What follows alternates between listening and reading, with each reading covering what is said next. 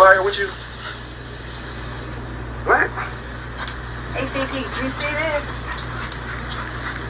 Look, if it ain't official Dana J, Levi for Kelly, Primadonnanews, I don't even want to see it.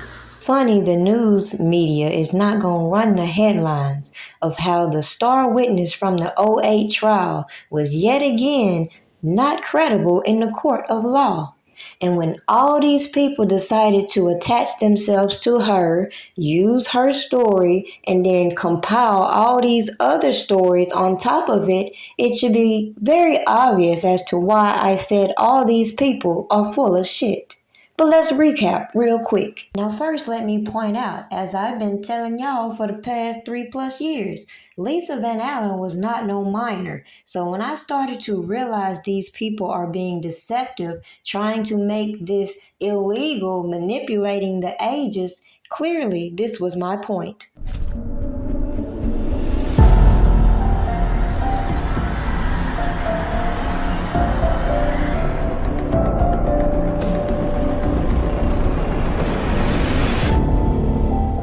I felt special. I actually thought that I was his girlfriend. You know, I was living up there at that point. We were together all the time. You know, I had no reason to question that we weren't. Really couldn't have much interaction other than, well, I couldn't have much interaction with anyone other than Robert. Now just keep this in mind. She couldn't have no engagement with nobody other than Robert. However, she was able to steal a tape, give it to Keith Muriel, and then we find out in court she had an intimate relationship with him, which is something I pointed out was suspicious. You expect us to believe that you gonna take a freaky deaky tape of you and somebody else and give it to an unknown person who you ain't even supposed to be talking to, but y'all ain't got nothing going on?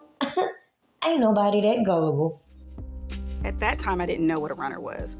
But later on, I realized it was just, you know, the people that work at the studio, and they pretty much like run errand time. One of his friends came to the studio, and he's speaking to everyone, and just a normal reaction, you speak back. Rob would get upset and say, you're not supposed to speak to them. You don't speak to anybody. You just look straight forward. If they speak to you, you don't say anything. You see this bullshit? Now, as we have seen play out in court, is it a little bit more obvious as to why Robert Kelly wouldn't want the people he's involved in engaging with these janky-ass people around him if he suspects foul play? Now, if he told Demetrius Smith that he believes girls are being planted on him, and he tells the people he's involved with how he prefers them to move, how can we the people sit back and look at this broad, spin this story as though it's so abusive for this man to want to protect the people he's dealing with, especially when he's a married man? He would say things like, well, you know, if you love me, you won't try to change me. You know, if you love me, you'll accept me how I am. You know, if you love me, you'll do these things for me. So those would be the little pep talks. Y'all hear this shit?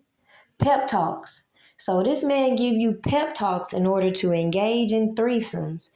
You know that he's married, and the people that run to her and trying to validate her stories don't think that she is just as guilty of all the accusations they're trying to hurl at Robert Kelly, considering she wasn't threatened, she didn't feel intimidated, she just said he was giving pep talks. So again, where was that energy for this girl because she want to get on these platforms and manipulate her age and say she was 17 when I done told you 100 times that girl was 18, period. Robert would film our sex acts sometimes. He would never ask me if it was okay to be filmed, but he never hit the camera or anything like that. So we're going to stop right there, because the most appalling thing that I've heard from all these people giving their commentary on the headlines revolving Robert Kelly, they want to make it seem like this man did something so atrocious by recording himself having sex. But the same people that got that stupid ass logic sitting out here sending nipples and shit to motherfuckers who are federal witnesses. Make this shit make sense. And then when they get on a platform and echo the same exact shit that Don Russell goofy ass came out here saying that he recorded himself in order to protect himself, and leave out the allegations surrounding the incident in hand and how people are believing he's recording himself with minors and not clarifying that piece of information, is why I told y'all I can't take a lot of these people serious, right? Boy, be brave. Don't be afraid.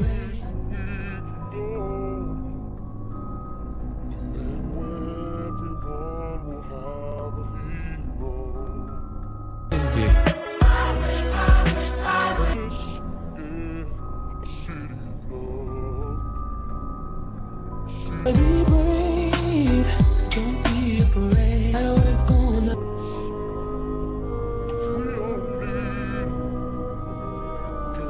I admit that I don't own my music. I admit that I will own my music. Want it back, but they don't wanna do it. What the fuck, nigga? I wrote that music. I did that bumping ground. I did that 12. I am handcuffed like a lot of you motherfuckers. I'm handcuffed by my destiny. It's too late. They should have did this 30 years ago. When her mother found out, and that her mother, he actually stayed at their home in Detroit, and her mother actually was sexually attracted to him as well. And he said when Aaliyah would go to sleep, that he would, this is what he said. He said that he would go in the living room and him and her would do sexual acts on the couch while Aaliyah was sleeping in the bedroom. It's too late.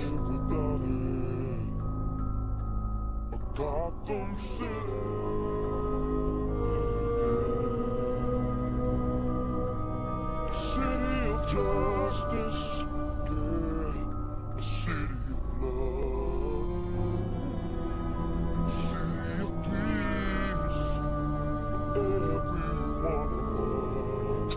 Now, if you missed how they were able to tiptoe into Rashawna Landfair's ear and tell her that they have video footage of her yet again and convince her to cooperate, it should be very clear why I never trusted the evidence. I want to send a message to the enablers of Mr. Kelly, to the agents and the managers and the attorneys and the others who stood idly by and looked the other way and turned a blind eye while teenage girls were sexually assaulted for over 2 decades. I will not rest until each of you is brought to justice. Now, with that being said, the biggest takeaway that we should get from this video is A, the jury did not believe Lisa Van Allen. So with that being said, it's very strange how these people want to skip around how they obtained this so-called evidence, bypass the extortion that was laid out way back in 2008, and try to flip a whole narrative, give all these janky-ass people immunity deals, bypass the fact that this man was acquitted of obstructing of justice, which was the punchline these people ran with all these years, saying this man bought his acquittal, instead of y'all comprehending what I told y'all. They used the fact that he was acquitted from his first trial. They decided to pile on all these other janky ass people, but they failed to realize when you put a bad apple in a bunch, people like me gonna throw all that shit away. And when it comes to the law, the chain of custody, the procedures, and all of the things that people want to avoid talking about that got these tapes from hand to hand all over the world is what really gets me with the hypocrisy. So nobody's going to charge these people for putting all this information out there. Nobody's gonna charge these people for allegedly distributing child porn, but we're gonna try to put this narrative in place that this man conspired to receive child porn, when actuality it comes out the person who received the tape in the first place Keith Muriel, he let the cat out of the bag when he let it be known that he sold this tape. A lot of people are talking about clips that he re-recorded, and ain't no telling what has occurred with these clips in the meantime. Then when you talk about this evidence in the case, and it go from being tapes to DVDs to USB links, and then another tape just conveniently disappears, I can't make this shit up. But everybody in the world just want to keep talking about this man as a pedophile. He ain't never getting out, and nobody wants to recognize what I'm saying. Regardless of how long it takes, we see all of the misconduct and corruption that will inevitably reverse all of these false convictions. Now, as far as all these other janky ass bloggers, I would recommend that you keep their content on their channel, because clearly we on two different levels. Everything I've presented to you has checked out. Meanwhile, they want to come up here, lie to you, flip the truth, and then want to come out here and make all these statements that again makes Robert Kelly look guilty and reveal their true motives.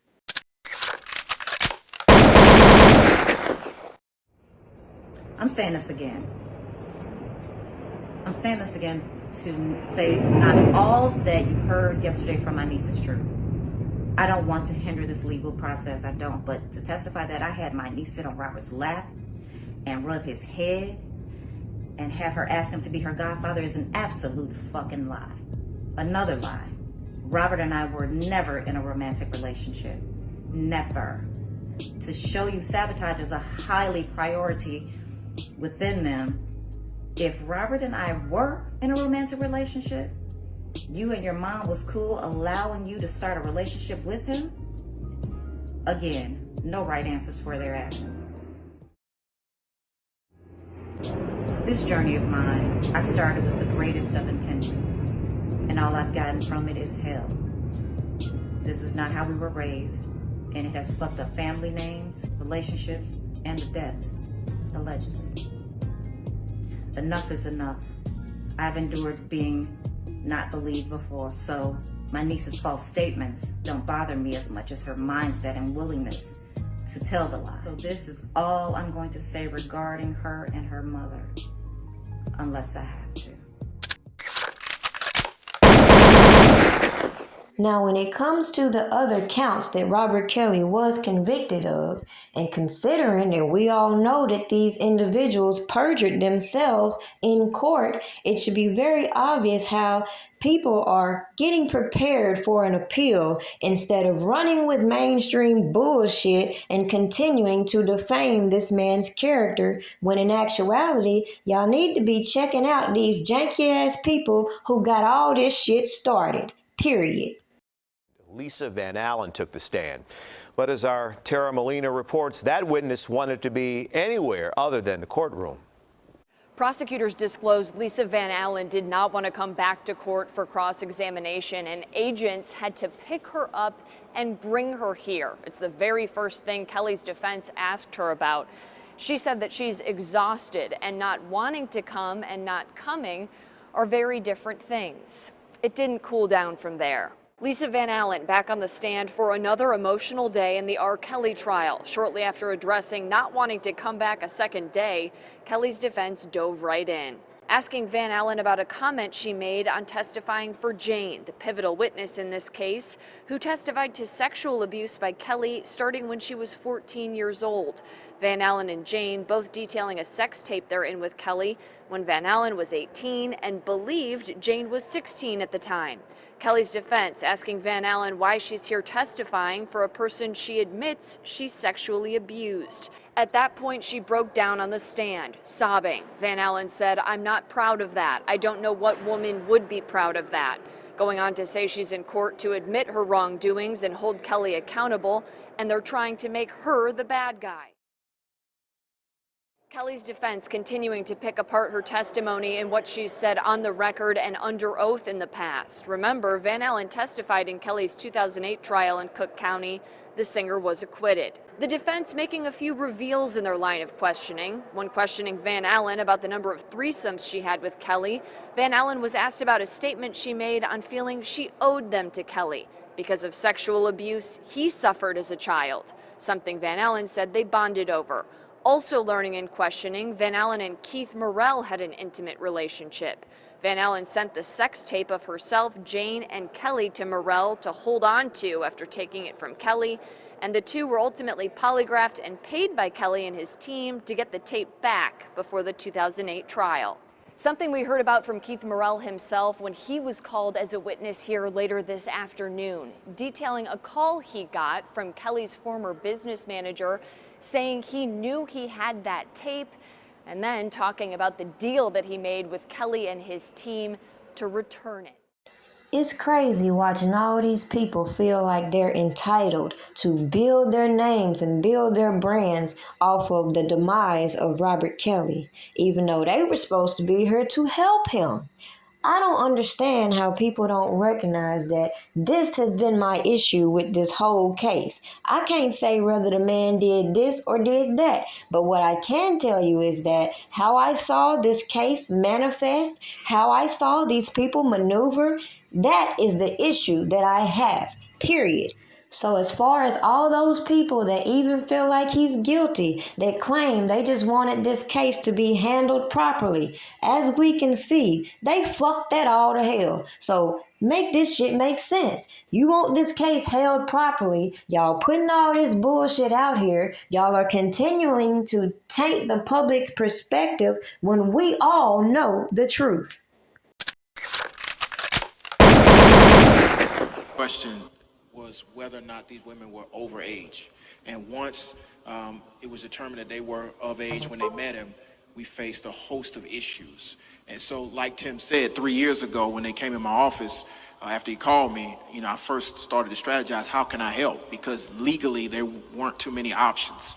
But what we had to do was destroy the narrative that's been surrounding this individual and many cases like this, that these are women that no one cares for, that these are women that no one will fight for. And so we took a outside the box approach, and we started to destroy the narrative. We had to convince men and women across the country to believe what was going on.